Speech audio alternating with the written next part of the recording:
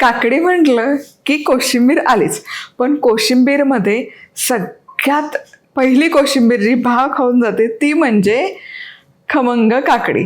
हो, खमंग काकडी तुम्हाला आवडते का? मला तर जाम आवडते. आणि अशा कोचवलेल्या काकडीची ही कोशिंबीर क्या बात आहे. रेसिपी तर आपण बघूयात, पण मी काय म्हणते, मस्त लवकरच काहीतरी अफलातून घेऊन येत आहे. नवीन नवीन लग्न झालेले आहेत, बॅचलर आहेत, नवशिके आहेत, यांच्यासाठी अफलातून आहे. जे काही घेऊन येत आहे ते काय असेल कमेंट करून नक्की कळवा. आणि दर वेळेप्रमाणे यंदाही 5 लकी विनर काढणार आहोत.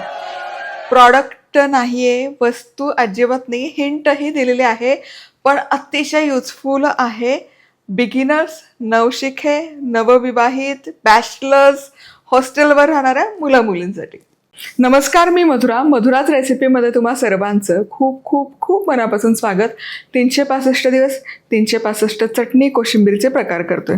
या कोशिंबीरमध्ये दह्याचा वापर होत नाही आणि अप्रतिम म्हणजे ही काकडी कोचवत असताना जो काही कमाल सुवास तरवळतो ना, क्या बात आहे. तर सगळ्यात आधी काकडी अर्थातच धुवून घेतली. आता सुरी, चॉपिंग बोर्ड आपलंच आहे.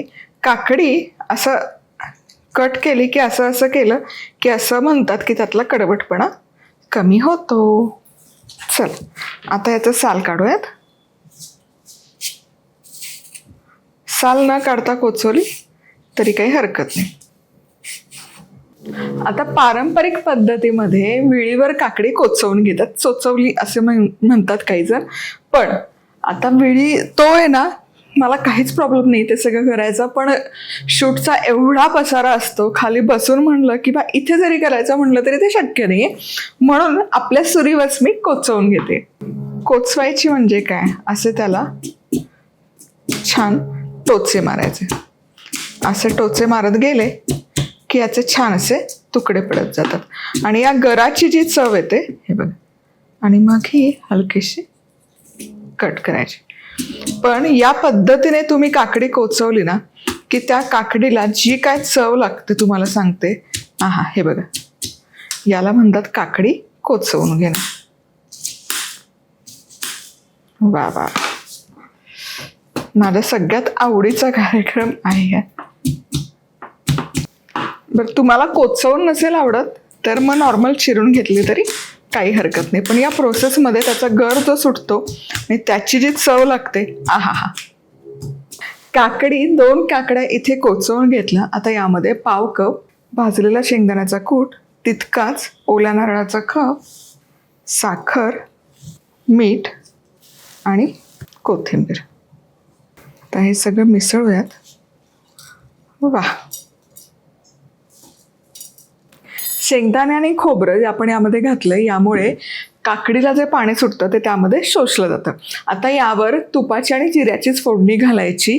तेलाची शक्यतो टाळा, कारण तुपही थिजलं जातं आणि या खमंग काकडीला पाणी सुटत नाही. तूप छान गरम केलं, यामध्ये जिरं, सुकी लाल मिरची ऐवजी हिरवी मिरची घालायची आणि मिरची तळून घ्यायची, म्हणजे तो स्वाद आहे ना तो छान उतरतो तुपात तळलेल्या मिरचीचा. छान अशी चुरचुरीत झाली पाहिजे ही मिरची. थोडा कढीपत्ता घातला तरी चालेल. आता ही फोडणी या खमंग काकडीवर. वा, आणि हे आता मिसळूयात.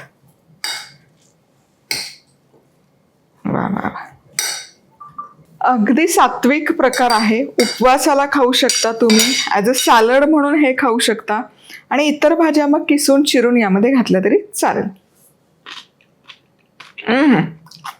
वा वा,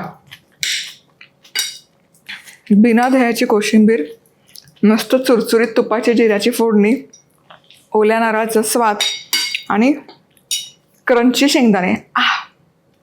परफेक्ट सॅलड आहे मी म्हणते.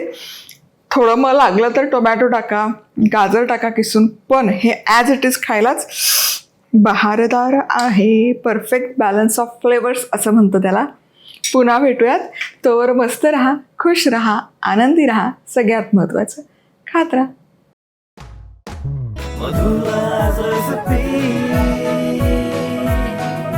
मधुराज रेसिपी, महाराष्ट्राची अस्सल चव.